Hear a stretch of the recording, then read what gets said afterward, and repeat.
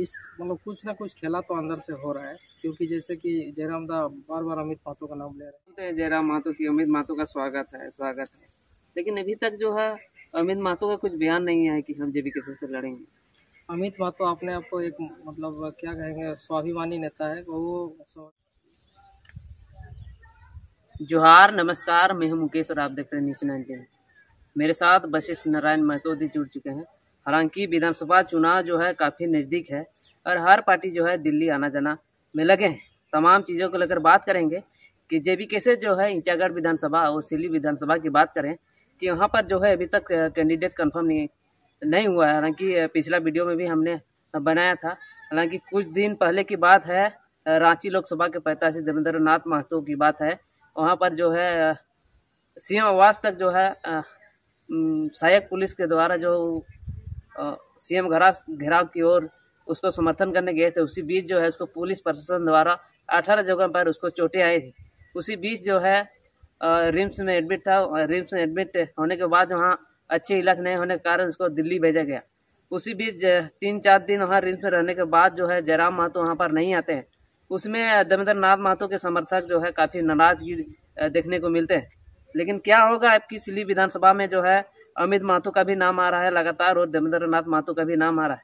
हालांकि टिकट जो है किसको मिलेगा ये सारी जानकारी जो है वशिष्ठ दा से बातचीत करने के बाद तो पहले वशिष्ठ दा जोहार रहेगा आपको। जोहार जोहार खतियानी जोहार आपको और आपके चैनल के सभी दर्शकों को खतियानी जोहार। क्या बोलना चाहेंगे, लगातार जो है ईचागढ़ विधानसभा की बात करें या सिल्ली विधानसभा की बात करें, लगातार जो है टिकट को लेकर झड़प देखने को मिल रही। यहाँ देखिए परंपरागत जो राजनीति है उसी का कहीं ना कहीं शिकार सभी राजनीतिक दल है। जितने भी माफिया जो भी आपके सामने आमने सामने दिख रहे हैं, बालू माफिया, पत्थर माफिया, ये लकड़ी माफिया, कहीं ना कहीं जल जंगल ज़मीन की लूट जो कर रहे हैं वही लोग फिर से मतलब राजनीति को अपना हथियार के रूप में उसको यूज करते हैं और लास्ट में फिर आम जनता को मूर्ख बनाते हैं। तो यही सब चलते रहता है। तो लेकिन हम जनता को समझना है कि आगे फिर हम लोग किस दिशा में मतलब इतना जेबी कैसे जो 3 साल से आंदोलन किया, सभी को जगाया एक आंदोलन के तौर पर, लेकिन उसका परिणाम हमें अभी देखने को मिल सकता है। क्योंकि लोकसभा में बहुत सारी कोशिशों के बावजूद जो भी साजिश किया गया, षड्यंत्र किया गया, उसके बाद कहीं ना कहीं हमें नकारात्मक परिणाम ही हमारे पास मिला। लेकिन बहुत ज़्यादा वोट मिला तो उसको एक सकारात्मक कहा जा सकता है। लेकिन अब भी इस अगले 3 महीना में अगर बोला जाए तो हमें एक अच्छी रणनीति के तहत एक मतलब सभी मतदाताओं को जागरूक करने की आवश्यकता है। और इस तरह से माफियाओं की साजिश और परंपरागत जो पहले जो पूर्णा पापी कहते हैं उनका मतलब राजनीति का शिकार हमें नहीं होना है। तमाम जेबी केसेस के कैंडिडेट जो है जयराम महतो से बातचीत हो रही है। ईचागढ़ विधानसभा की बात करें, लगातार जो है 3-4 कैंडिडेट का नाम आ रहा था। उन लोग जो है जयराम महतो को लेकर जो उससे बातें हो रही है, कॉल में बात हो रही है, वहाँ जाके मिल रहे हैं, लेकिन अभी जो है फील्ड में नहीं उतरे हैं। क्या बोलना चाहेंगे? फील्ड में देखिए मतलब कुछ ना कुछ खेला तो अंदर से हो रहा है, क्योंकि जैसे कि जयराम दा बार बार अमित महतो का नाम ले रहे हैं और कहीं ना कहीं मतलब अमित महतो को उनको सबसे पहले लोकसभा में उनको कहा गया था कि आप लोकसभा लड़िए। तो फिर सबका साथ देवेंद्र भाई कभी लोकसभा लड़ने के बारे में कभी नहीं बोले थे। हर बार बोलते हैं जयराम महतो की अमित महतो का स्वागत है, स्वागत है, लेकिन अभी तक जो है अमित महतो का कुछ बयान नहीं है कि हम जेबी कैसे से लड़ेंगे। अमित महतो अपने आप को एक मतलब क्या कहेंगे स्वाभिमानी नेता है। वो स्वाभिमान होना चाहिए, लेकिन वो अपने आप बहुत ज़्यादा महत्वाकांक्षी भी होना चाहिए। लेकिन जो 3 साल से लगातार जो आंदोलन किया है उनको भी कहीं ना कहीं वो अपने नीचे देखना चाहते हैं। जयराम दा ठीक है, उनको स्वागत करते हैं, उनको श्रद्धा रखते हैं, लेकिन उस हिसाब से अमित महतो उनका श्रद्धा को मर्यादा नहीं दे रहे। जैसे कि मतलब हम लोग देखते आ रहे हैं, हम भी 3 साल से जुड़े हुए हैं आंदोलन से। अमित महतो कहीं कहीं मतलब जब से जैसे जेएमएम छोड़ के आए तो उस समय उनका बहुत स्वागत किया। उनको सर आँखों पर बिठाया गया। उनको यहाँ पर सब जगह ईचागढ़ में, तिरुल्ली में शहीद अजीत धनंजय का मतलब मूर्ति के सामने माल्यार्पण करने आए थे। तो उस समय हम लोग भी थे। उसके कुकड़ू में भी उनका प्रोग्राम हुआ था। तो उस समय उनका ग्राफ बहुत ऊपर चला गया था। लेकिन फिर बाद में फिर अपने पार्टी खुद बनाए और पार्टी में फिर गीताश्री उरांव, सूरज सिंह बेसरा सबको बुलाए।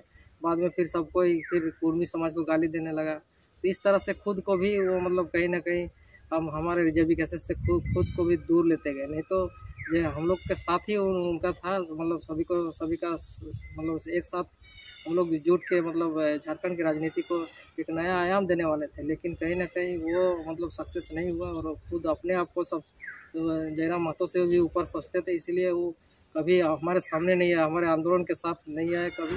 तो इस चीज़ का हमें मलाल है। लेकिन फिर भी जयराम दा आज तक भी उनका ही नाम लेते हैं, क्योंकि उनको लगता है कि अमित महतो का एक राजनीतिक समझ है, राजनीतिक पकड़ है।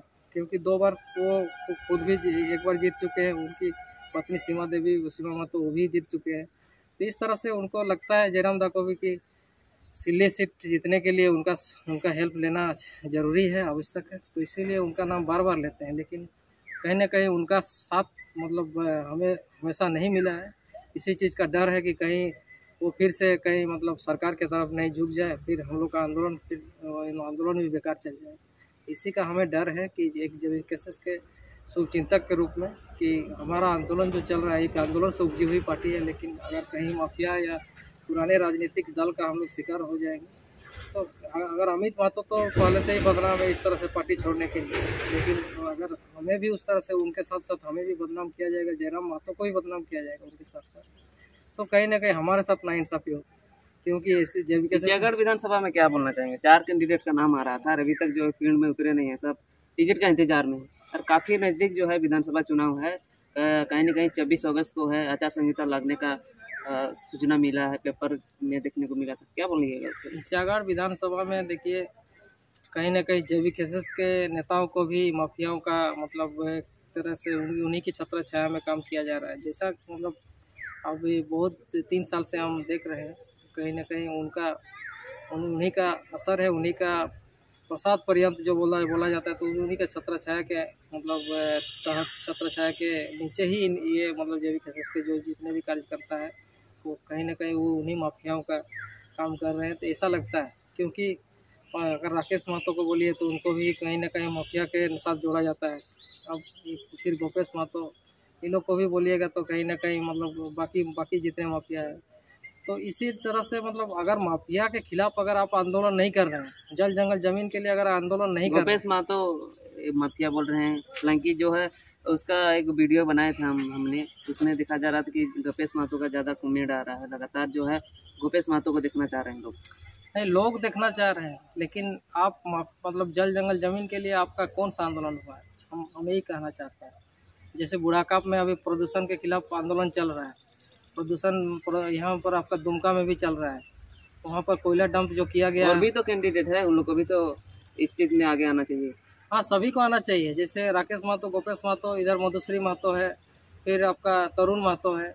लेकिन ये लोग देखते हैं कभी कभी आंदोलन में जाता है, वो फैक्ट्री कंपनी वगैरह में जाता है, लेकिन इनका उस तरह का मतलब कोई कार्यक्रम हमको नहीं दिखता है कि एक जन आंदोलन के रूप में एक मतलब क्षेत्र में सिर्फ जयराम दा जब आएंगे उनके पीछे पीछे घूमने से वो कोई मतलब उसका असर नहीं मिलेगा। क्योंकि इससे पहले भी बहुत सारे नेता बाकी जैसे कि खगेन महतो है, हरेलाल महतो है, सुनने में आ रहा था खगेन महतो भी जेवीकेएसएस से टिकट लेने जा रहे हैं। हाँ, तो इसी तरह का मतलब वही चीज़ हम बोलने जा रहे हैं। खगेन महतो, हरेलाल महतो, कार्तिक महतो, इधर मालखान सिंह है।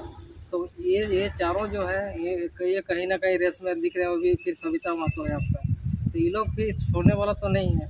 तो उनको काउंटर करने के लिए आपको एक जन आंदोलन की जरूरत है। आपको जल जंगल जमीन का सिद्धांत को लेकर जेवीकेएसएस हमेशा लड़ाई कर रही है। जमीन के लिए हमेशा जयराम दा बात करते हैं, विस्थापितों के लिए बात करते हैं। विस्थापित आंदोलन में भी तो हम देख रहे हैं कि यहाँ टकराव की स्थिति देखी जाती है।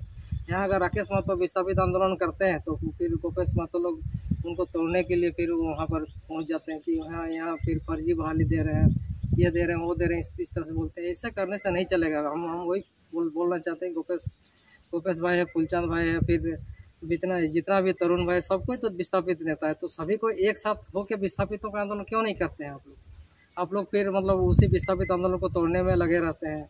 तो इस तरह से मतलब तोड़ने की राजनीति नहीं कीजिए, जोड़ने की राजनीति कीजिए और किसी एक कैंडिडेट को यहाँ पर लाइए जो कि मतलब आपके मतलब सही कैंडिडेट हो, यहाँ से प्रतिनिधित्व कर सके, तो ही आप पुराने प्रतिद्वंदी को आप मतलब हरा पाइएगा। नहीं तो यहाँ पर खगेन महतो जैसे हैं कि मतलब वो तो पहले से ही वो रेस में लगते हैं, लेकिन वो भी कहीं ना कहीं मतलब माफिया का ही सपोर्टर है।